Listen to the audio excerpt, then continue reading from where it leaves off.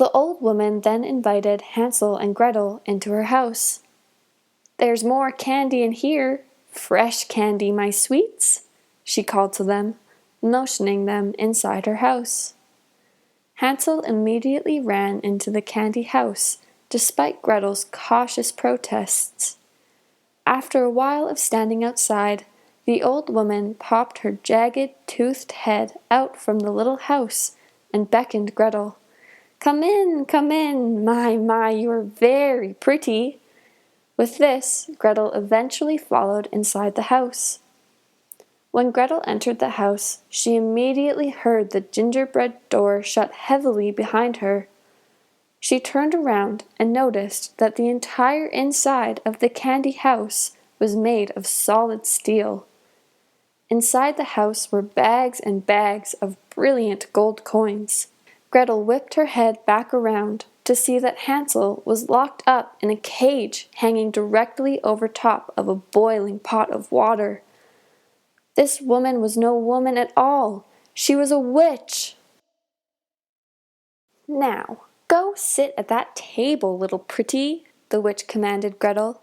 "Help me slice up those chops. We are going to fatten him up," she exclaimed excitedly, pointing over to Hansel. Now Gretel understood the witch's plan. She had used her candy house to lure them inside so that she could eat them up for dinner. Gretel thought all hope was lost as she sat at the large metal table, slicing meat. She sobbed and sliced, she sliced and sobbed. Gretel filled 3 large buckets full with the fatty food for the old woman to cook in her large boiling pot. Poor Hansel sat anxiously thinking of a way to escape. He watched as Gretel threw the scraps and bones into a separate pile besides the bucket of sliced meat. Suddenly, Hansel was struck with a brilliant idea. He started to cough violently in an attempt to attract Gretel's attention. "Oh, quit your hacking! You best not be sick if I'm going to snack on you," the witch shrieked. All the commotion caused Gretel to look up in Hansel's direction. He motioned her to distract the witch. Seeing her poor brother's desperation, Gretel scoured her brain for a way to distract the evil old woman. After a moment of thought, Gretel cried and dropped her knife. "Oh my!" she cried. "What do you think you're doing? Get back to work!" the witch shrieked once more. I think I saw a dragon outside," Gretel cried convincingly. Hansel held back laughter, since Gretel's claims were getting more and more ridiculous. "A dragon, you say?" the witch questioned. "Oh goodness, that was most definitely a dragon I saw. It will surely burn down the forest with its fiery breath, and then your candy house will be revealed to all the grown-ups in the land," Gretel declared. "How will you ever catch children if your candy house is not secret to the grown-ups, who can no longer smell the sweetness of the candy?" Gretel questioned with her voice sweet as the syrup that dripped from the roof. With this, the witch unlocked the steel door and ran outside in search of the supposed dragon. Hansel quickly motioned Gretel to hand him one of the bones lying in the scrap pile. Gretel held up a large bone, but Hansel shook his head. She held up a thick bone, but Hansel shook his head.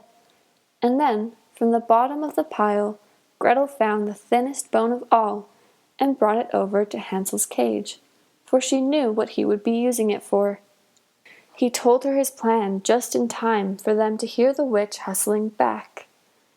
Just as Gretel sat down at the large metal table, the witch stormed in the house, looking puzzled. "Well, no dragon in sight, not even the tip of a tail or the smell of smoke," she exclaimed.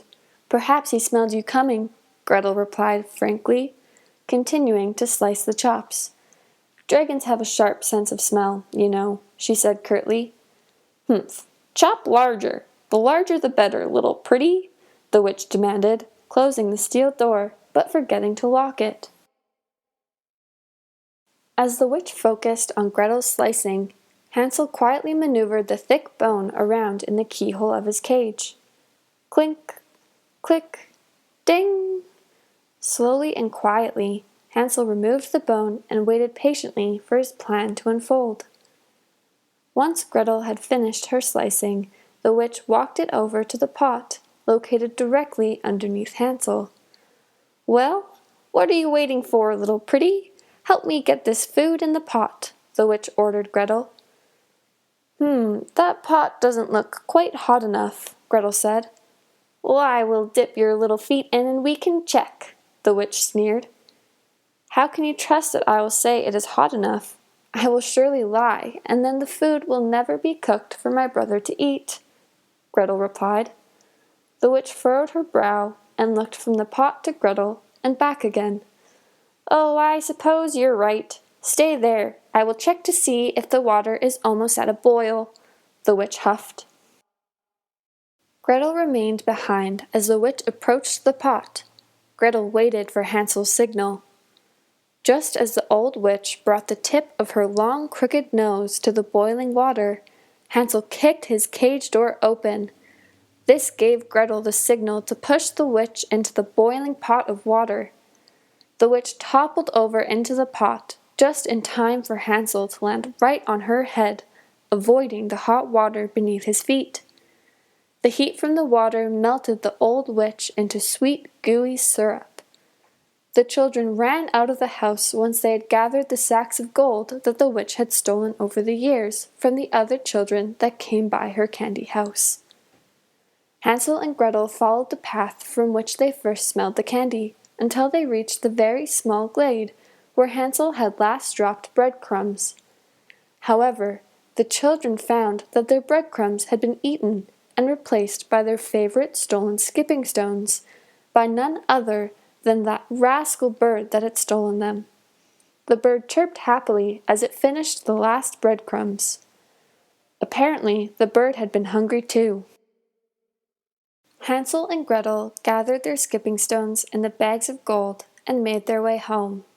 When they arrived, they ran into the embrace of their dear father, who had become a widowed man after their mother had, ironically, died from food poisoning. Their father welcomed them home and apologized for letting their mother's wickedness overcome him. They lived in happiness for the rest of their days, sharing their newfound wealth with the land and, of course, skipping stones in the lake half a mile over while feeding their naughty bird breadcrumbs.